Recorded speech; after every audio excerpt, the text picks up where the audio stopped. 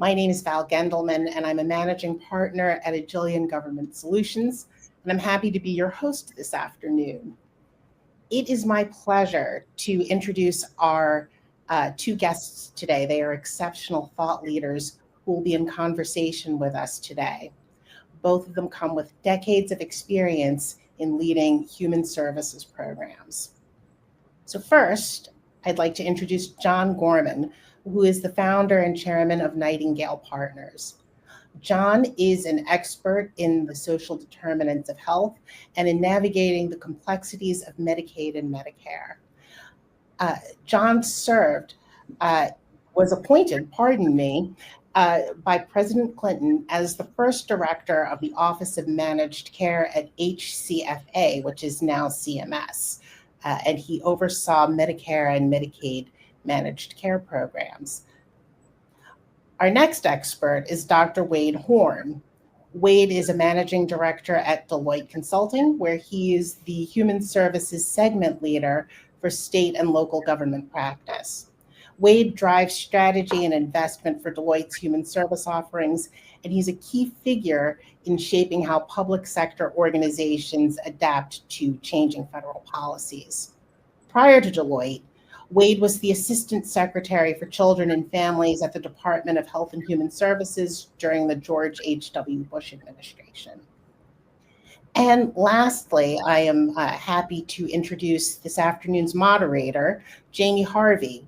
Jamey is the CEO of Agilian, and Agilian helps Medicaid MCOs keep their members in their plans and covered. So for today, our purpose is to have a robust conversation that is rooted around a very timely topic. We're so glad to have you all here. Our guests are bringing their diverse perspectives and experience to the discussion, and we'll all benefit from that. By the end of the webinar, our hope is that you'll walk away with actionable insights that you can take with you and act on in your part of the Medicaid ecosystem.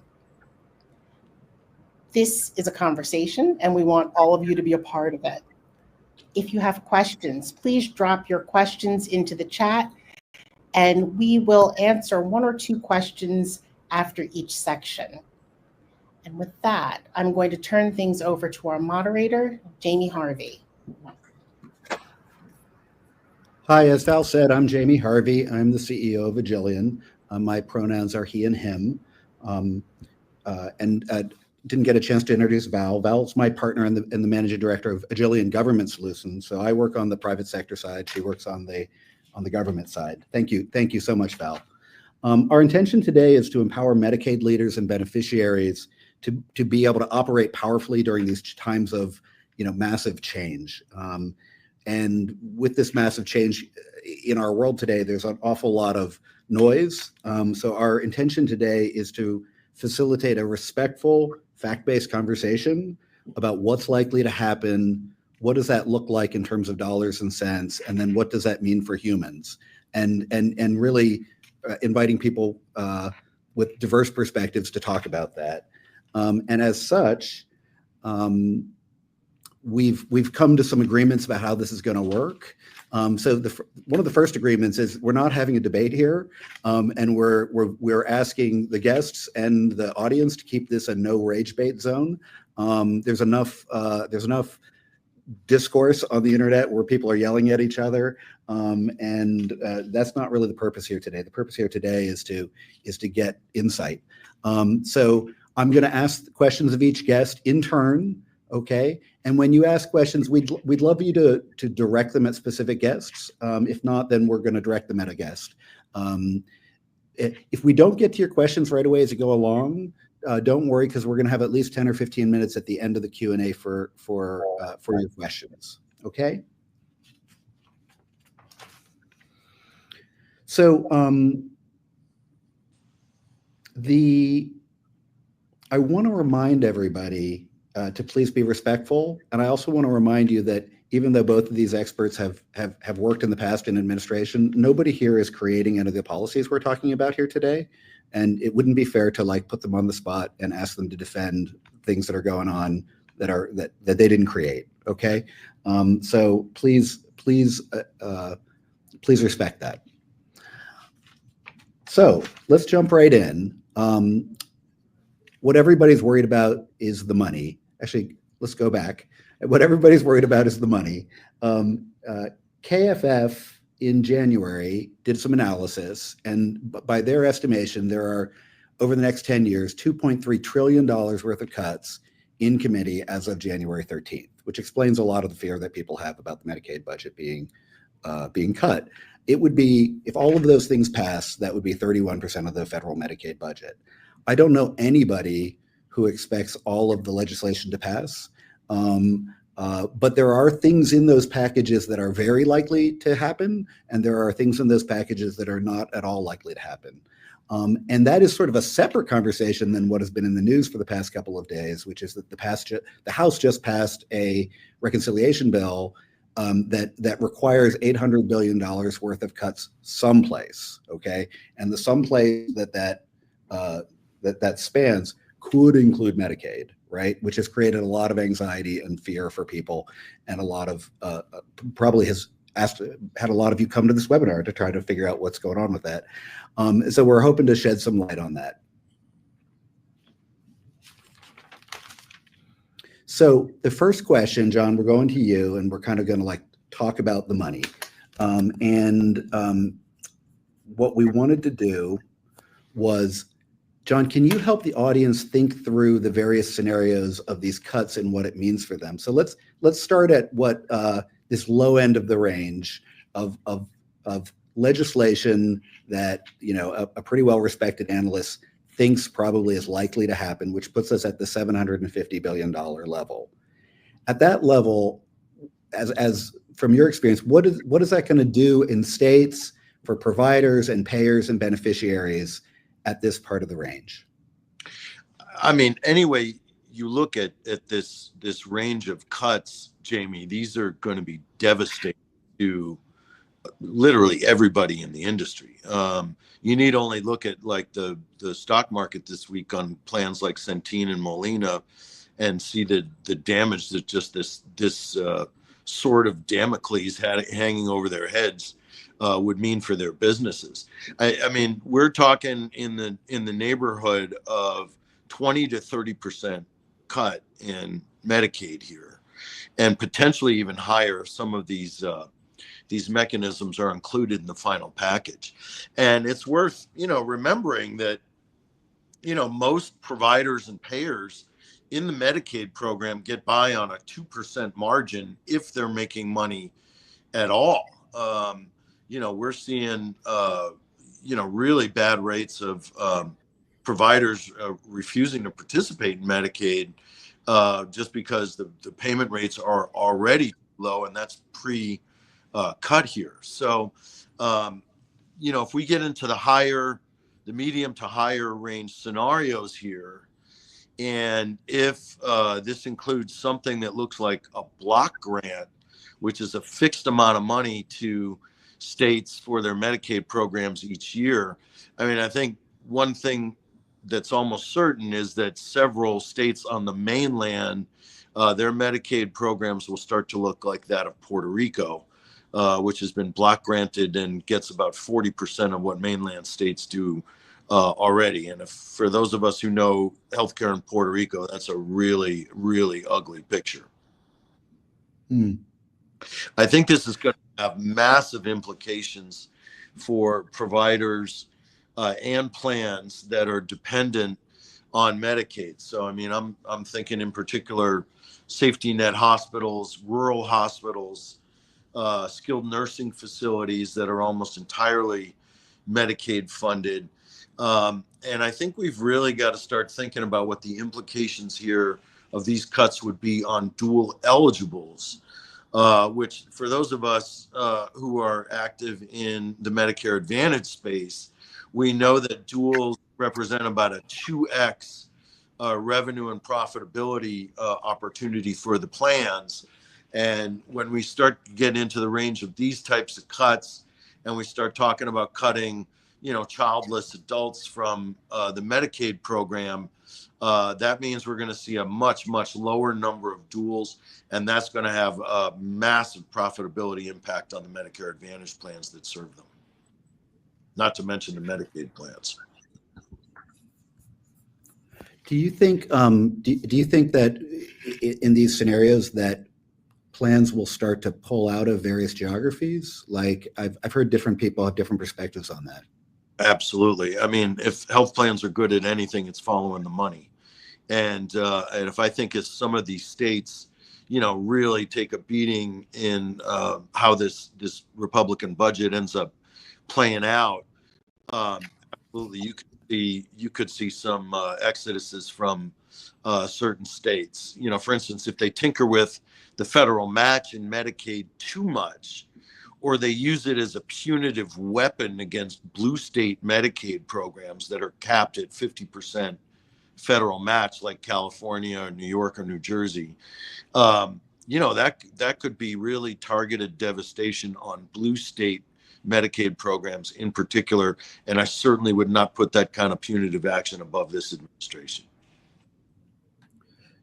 Do you think that there are states that are better able to withstand these kinds of pressures and ones that are more vulnerable? Is it different for big states and small states? Very much. I mean, remember that the federal match is determined based on the relative income of the state's residents. So right.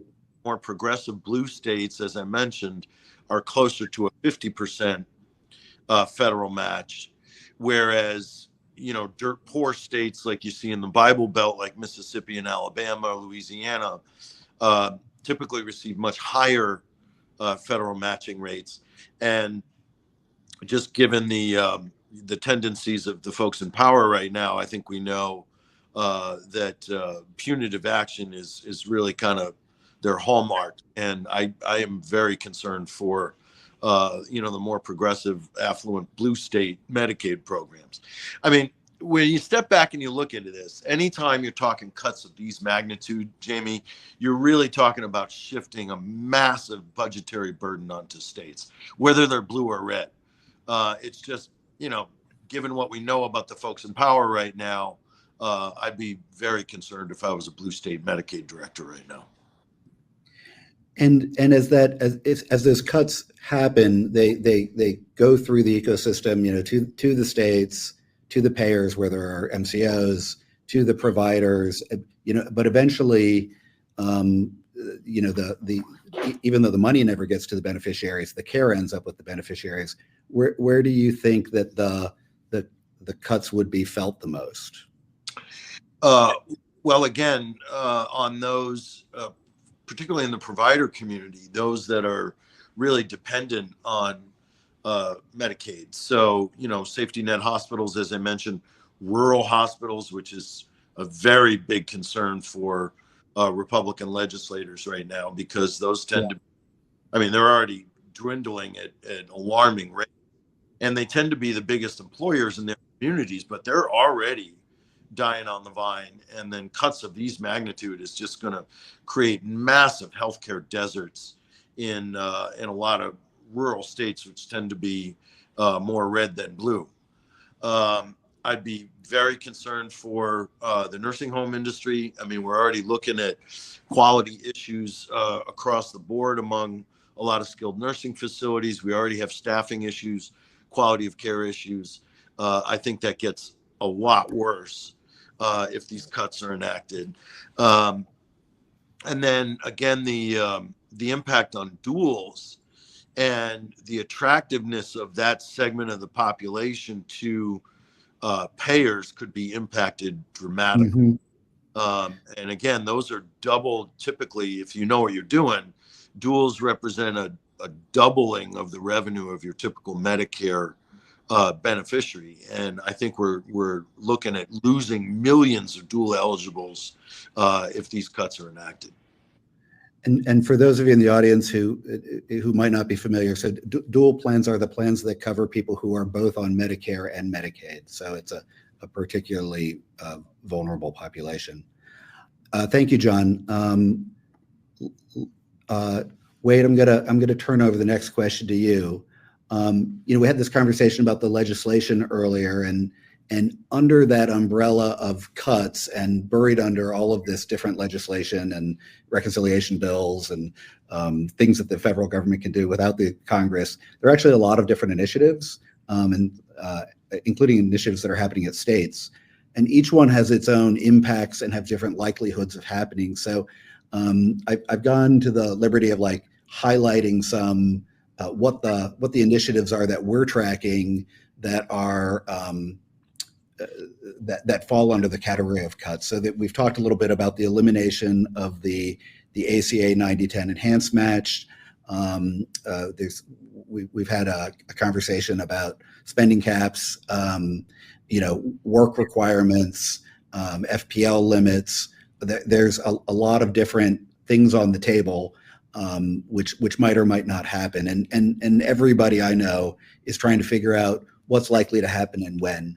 So you've had a lot of experience with this. Can you help our audience understand the processes that are underlying these decisions and what is decided by who and how that's going to work? Sure, thanks. Well, first, Jamey, I'd like to thank you and Agilian for inviting me to be part of this webinar. Jamey and I go pretty far back. It's back to when he was helping the District of Columbia implement a health insurance exchange. And I've gotten to know Val and John just in the preparation of this, and I've enjoyed meeting them as well. So in terms of the process, I think it's important to understand where the process is and where it's going from now. So Congress is supposed to, they don't always, but they're supposed to pass a budget resolution every year. The House passes its version, the Senate passes its version, and if they're different, then they reconcile that and they come up with one budget resolution.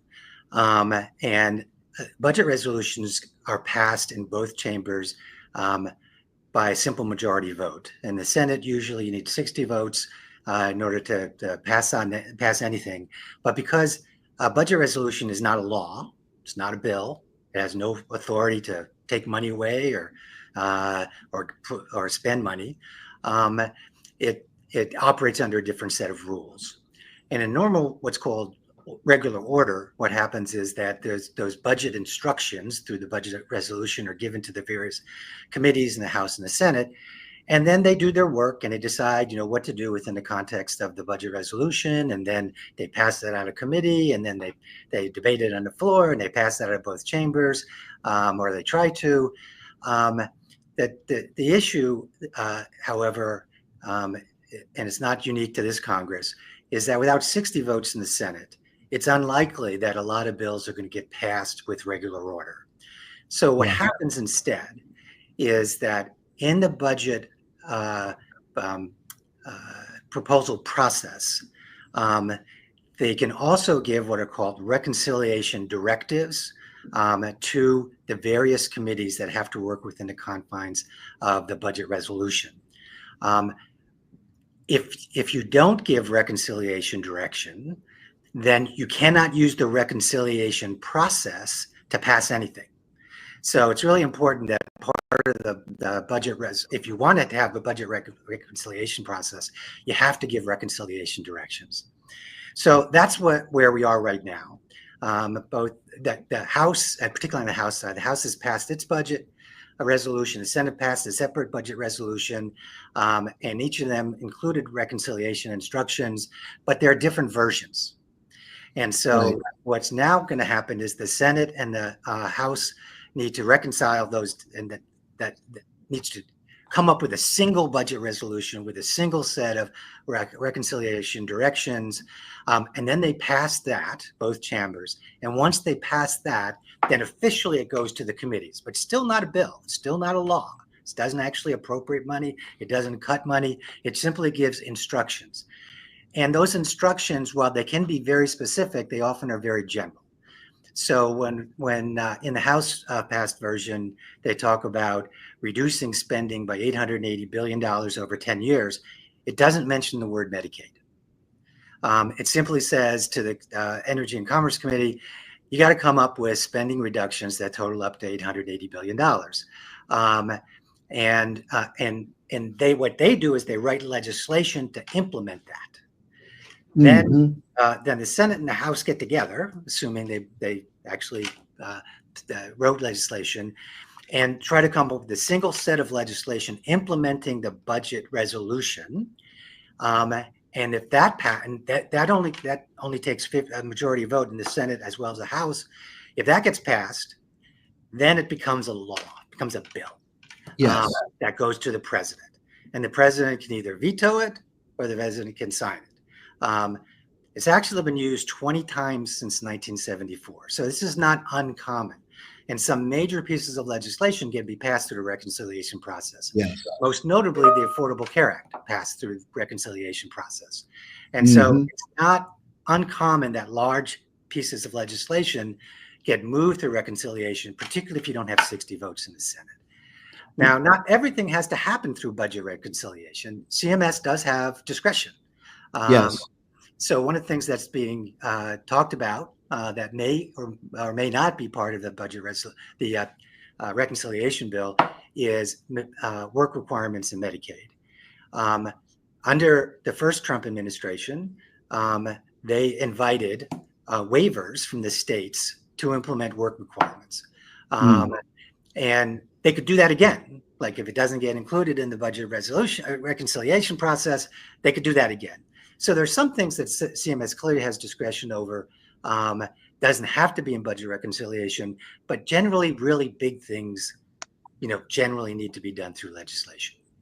And and Medicaid was created by the Social Security Act, 50, 60 years ago, which was passed as legislation, which is part of that can't be changed through reconciliation, because it's you would have to pass a real law to amend those laws that were actually passed. No, right? Actually, you can amend laws through the budget reconciliation process. Okay. But in order for it to survive what's called the Byrd rule, you can't make changes to legislation that does not have a significant budgetary impact.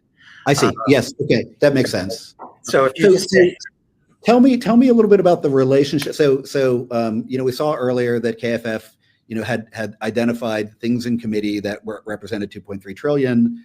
There's a direction in the reconciliation to find 880 billion from wherever, which could include Medicaid. So is there going to be a process where the people that have proposed these things that are already in committee are having a little Hunger Games of their different initiatives to try and figure out which ones get through into the budget reconciliation process? Yes, How does that work? And they'll have hearings, they'll have all sorts of things. Some of those discussions will be public, probably some of them won't be public.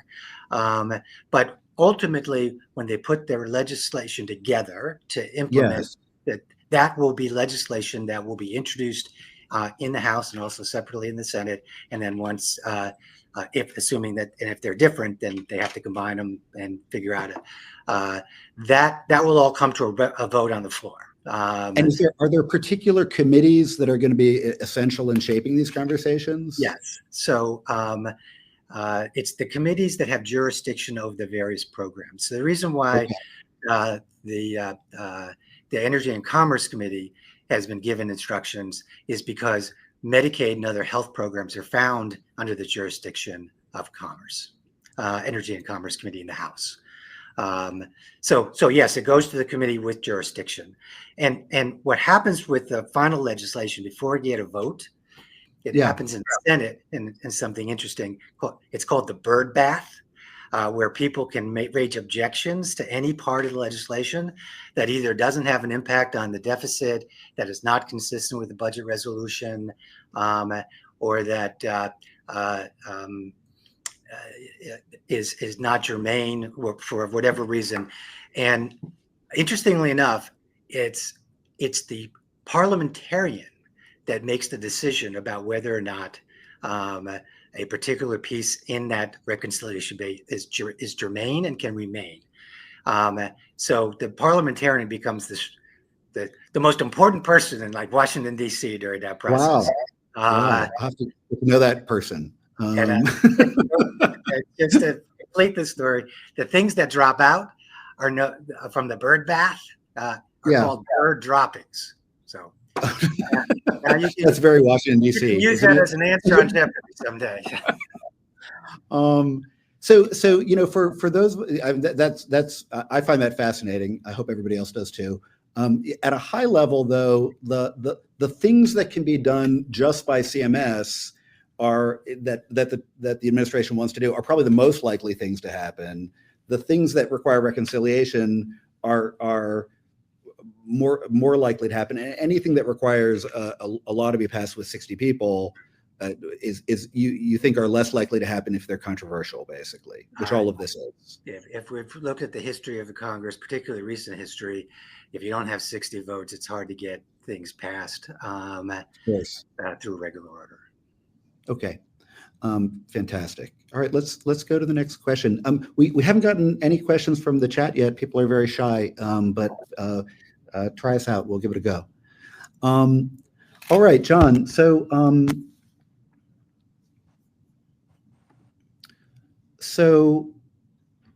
the new administration has taken a very public position that CMS and regulations from CMS and central regulations should be de-emphasized, and that instead states should be given a lot of latitude to do with Medicaid as they see fit. So we talked a little bit about waivers, but a definite shift in the terms of the federal-state partnership that Medicaid has always been. So I'm wondering, so while CMS reform might not have a giant financial impact on like paying for benefits by itself, it actually might change the rules of engagement or the conventions of engagement around the state-federal partnership that is Medicaid that so many people rely on. You have conversations all across the country. Have you seen any evidence of big surprising changes in Medicaid bubbling up from the state level or from the state house? Well, I think certainly one thing we can expect is that with cuts of this magnitude, the administration will probably say to governors, yeah, we're cutting your programs to the bone, but we're going to give you a lot more flexibility to use those limited funds to ways that you think are better. So I think we will see a big surge in waivers in from states, the 1115 waivers for big statewide health reform stuff. But then also, the smaller 1915B and C waivers that focus on home and community-based services as a way of curtailing some of the long-term care expenditures that typically eat state Medicaid programs for breakfast. Right. So I think we will see a lot more waivers coming through, and that they will likely heavily skew toward red states that know they'll get a more favorable consideration from this administration than blue states who are going to be, fighting for their Medicaid lives here if the FMAP changes are kept in the budget. Because as I mentioned earlier, those could really be used punitively against richer blue states that have a lower federal matching rate.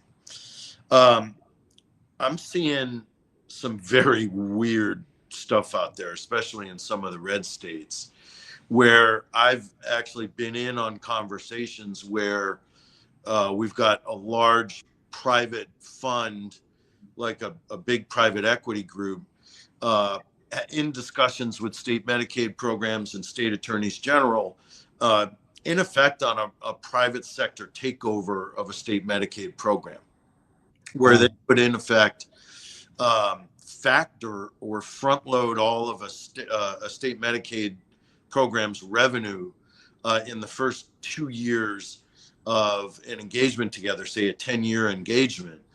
And basically the state turning over all of the Medicaid administrative functions to a private health plan or private sector companies that are already doing a lot of this work, like Wade and Deloitte are doing. And we could really see some very, very weird proposals coming over the wall that would involve the private sector to degree in Medicaid that we've never seen before, especially around the actual administration of the program. The vast majority of states utilize private health plans, and they cover about 80% of Medicaid enrollees. Mm-hmm. So, it wouldn't be too far afield to think in certain, especially smaller red states where maybe one private insurer is particularly dominant, that you could see states looking to do these weird types of deals like this that in effect would push the entire administration of a state Medicaid program into the private sector. So basically, let me see if I've understood this right. Like let's say we had there was a state, and they've moved to managed care, so they have some MCOs there, and one of them is a large national one big enough to consider doing this with. Yep. And basically, what you're saying is that the state would seek a waiver from CMS of some sort to outsource all or most of the state government functions to that company. So that company now would be serving both the eligibility function for Medicaid, Yep. and then also managing the people's health care and doing all of the payments to payers. Exactly. Total privatization of that function, which Mentioned one of the greatest conflicts of interest, but we're starting to see plenty of those in this administration as well. it's sort of and so it's sort of interesting because if the federal government is eliminating is doing less regulation and being less involved in Medicaid at the federal level, and then the state chooses to privatize it, then essentially almost the entire chain is privatized from beginning to end. Exactly. I mean, there's nothing to say that red states in particular, couldn't propose, say, a partnership between, the large administrative firms like a Deloitte and say a Centene or Molina to just completely take over administering a state Medicaid program.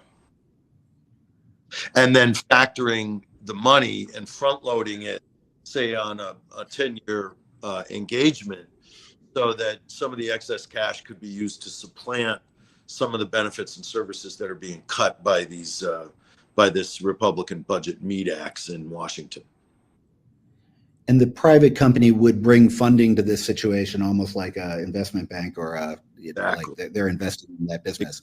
I don't. So that's really a radical change. Now that isn't really the way that it's set up now. Like that would be quite different and would require a lot of navigation of the way the laws are set up now, right? Yeah, and I think these kinds of proposals would be sued by multiple parties in court over making moves like this. But as we've seen time and again in Trump 1 and now in Trump 2, all you got to do is get these kind of cases lined up in front of the right judge and things can go their way. So I think it's a remote possibility, but it's certainly out there. And I've now seen these conversations in at least 2 or 3 states that, were unthinkable just a matter of weeks ago. Let me. I'm going to bounce to another one. I'm sorry to put you on the spot, but I saw this in the news yesterday that there was a small blue or purple state on the East Coast that the state house has already introduced the idea of having Medicaid beneficiaries pay premiums, and I assume that they're anticipating a loss of the federal match, and they're trying to figure out how to meet it with state funds or with beneficiary funds. Yeah. What's your take on that? That is one of the dumbest ideas I've ever heard. And, imposing co-payments on, by definition, a population that's below the federal poverty limit or around the federal poverty limit, that's not going to generate a whole lot of revenue for that state to make up for these cuts. All it's going to do is erect economic barriers to access for these populations, and people will start putting off essential services because they can't with a $10 or $20 copayment. Right. Thank you, John. Wade, back to you. So earlier when we were talking about the process for figuring this all out, you mentioned work requirements as something that you think would probably be likely to have enough consensus to be happening in sort of that likely category, and that there's a lot of current consensus for that. Can you talk about how you would expect that to happen? Would that happen through legislation or reconciliation, or would it just be done through waivers? Like, what do you think the most likely way is for that to play out? Yeah, so first I'd like to say that work requirements is a bit of a misnomer. And that's because most, if not all, work requirements in federal programs include not just employment, but a variety of other activities that qualify or count against the requirement. Things like education, job training, taking care of a disabled relative, and volunteering at a nonprofit. And so I like to substitute, although work requirements, is a way a lot of people talk about it. Yeah. I like to think of it as qualifying activities requirement, because it's more than just work.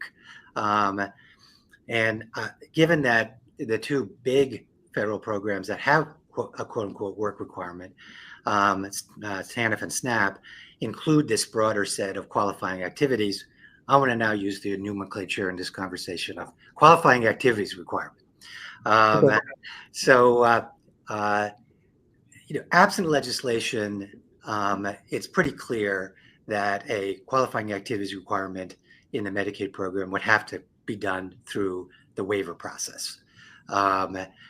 And that because this would require a change in the law, because the law dictates what the eligibility criteria are for someone to be eligible for Medicaid. So if it's going to happen, that it becomes a mandate for states to do qualifying activities requirement first. And by the way, even there, not everybody is going to be subject to a qualifying activities requirement. There's going to be a number of groups that are going to be exempt. People who are disabled, for example, will undoubtedly be exempt. So one of the things I sometimes get asked is, what should states be doing now? What should be doing now, if anything, to prepare for a qualifying activities requirement? First of all, I think it's not unreasonable for states to start doing some scenario planning. In addition to considering what this might mean for their Medicaid population, I think it's also reasonable for them to start looking internally and ask themselves, what would that mean for our staff? What would it mean for our business processes that we have in place? What would that mean for our technology systems? What would have to change if there were this new requirement that was passed through reconciliation? And another consideration is, as states could, on the one hand, simply see this as another eligibility criteria, much like income. So when a person applies to Medicaid, you have to give income, and if you're below a certain threshold, you get Medicaid. If you're above it, you don't get Medicaid. And they could also view this requirement as another eligibility criteria. If at the time of application, if you're doing a qualifying activity or a combination of them for a sufficient number of hours, that you get Medicaid. If you're not, you don't. In addition to that, though, states could also see this as an opportunity to help those who might be income eligible but are not doing a qualifying activity, to help engage them in doing so they can qualify for Medicaid. And if you start to go down that road, the question becomes, do you stand up a whole new system within a Medicaid program, or do you take advantage of existing systems within the state where there are either existing work programs through their SNAP program and TANF programs, or through their workforce investment boards? Start to think about that. If in fact you choose to do that part of that to help people who aren't already doing qualifying activities engage in them. So I think there's a lot, it's reasonable, and there's a lot of unknowns right now, what the final legislation would look like. We don't even know whether work requirements will be in the reconciliation bill at the end of the day. But I think there's enough that we know to at least to start do some scenario planning. Okay, fantastic. All right, so we're a good thing nobody asked questions because we're actually running out of time. This has gone very fast. Let's go to the next slide. So, in my experience right now, when I talk to people in the Medicaid ecosystem, I hear a lot of anxiety. People are worried. People are scared. They're worried about, like, are their kids going to get medicine? And it's scary. So I want to offer you guys a chance to give people one less thing to worry about. So is there something that people are anxious about in the Medicaid ecosystem in the next 4 years that you believe is actually unlikely to happen? Well, I think certainly one of the more protected provider types that enjoy really widespread bipartisan support are the federally qualified health centers and HRSA as an agency overall, the Health Resources and Services Administration. The FQHCs were, obviously one of Kennedy's big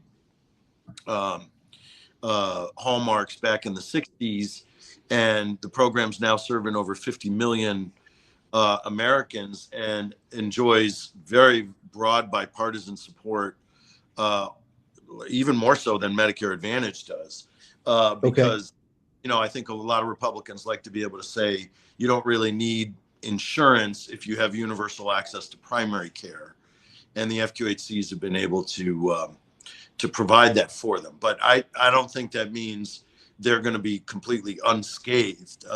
Sure. Taking a meat axe to a budget like the Republicans are doing this time, nobody's going to be spared completely. But I think the FQHCs will probably be in a pretty good position among most of the providers, relatively speaking. Another thing that I think would probably be fine in all of this is the Opportunity Zone program, which came out of Trump's first big tax bill. You'll recall this was Cory Booker's program that was designed to attract investment into underserved communities. And it's largely been used for real estate in the 7 or 8 years since it passed. We at Nightingale used it extensively for healthcare purposes, and more specifically for social determinants. But I mean, this is one of the favorite tax shelters that there is out there, with also broad bipartisan support, and I think that'll probably get spared for the most part in this budget reconciliation. Love to hear what Ward thinks, though. Well, the only thing I'd say is I don't know a single governor of a red or a blue state that wakes up in the morning and says, I want to see people dying in the street in my states. Yeah. And so governors had a lot to say about what happens in their states, and they should. And I think that that governors in general will stay committed to trying to keep their people healthy. Will there be changes in the Medicaid program? There may be. But I do think that governors do care about their citizens in their states, and they're not looking for the day where people are dying in the streets. Fantastic. All right, I understand we have 2 questions. Let's try and get them. Let's try and get them in. Yes, we do. We have a couple questions. One question is, would you anticipate a wave of increased mergers and acquisitions in the Medicaid health plan space if and when they're negatively affected or by the incoming changes? And let's direct that one to John. John, yes. Okay. Yeah, no, absolutely. I think there will be a lot of merger and acquisition activity in the face of something like this passing. Certainly when you're facing this magnitude, to some extent, the let's make it up in volume argument does start to make some sense. I don't think we'll see these kinds of mergers and acquisitions at the level of, say, Centene and Molina. See mergers at that level, you're starting to talk antitrust trouble in a lot of markets. But in the middle, I know safety net health and the local and regional powerhouses that are Medicaid dependent are already having a very hard time. And, the membership of some of the trade associations that focus on these plans are dwindling rapidly as they merge. So I think we could see a lot more of like Risant Health, like Kaiser and Geisinger coming together, regional powerhouses that think that they will face a better future if they have greater volume to push through, even if the rates are cut dramatically as we're looking. Fantastic. We're seeing that with our clients too. A lot of interest in M&A activity right now. Yeah. Val, let's go to the other one more question. We have another question. This one is for Wade. Wade, regarding reconciliations, when do you think the final reconciliation bill could be done and signed? Do you have any guesses? Well, if I could predict that accurately, then I'd go buy a couple of lottery tickets this afternoon. There's a controversy right now, or a disagreement about whether there should be one bill or should be two bills. The House says one, the Senate says maybe two. I think that a two-bill solution means the first bill would go relatively quickly. By relatively, I mean that's a Washington D.C. relatively is a relative term, and I could see something by early summer. If it's the problem with the two-bill solution is that the second bill becomes harder and gets pushed farther and farther into the future. A one bill has the advantage that it all gets done in a big package, but probably takes slower. And I wouldn't expect that to maybe happen sometime. I mean, you never know, but that would be more late summer, fall for that to happen. It could even be later than that, but sometimes things happen quicker in Washington than I anticipate. So it's a $64,000 question. Yeah. Thank you very much for that. Right. And listen, we wanted to turn it over to Jamey for just a moment. And then we'll get things wrapped. Well, first of all, thank you both very much for being here today. And this has been a really terrific conversation. I've learned a lot here. I'm sure everybody in our audience has too. One thing we did, we talked a little bit about waivers today.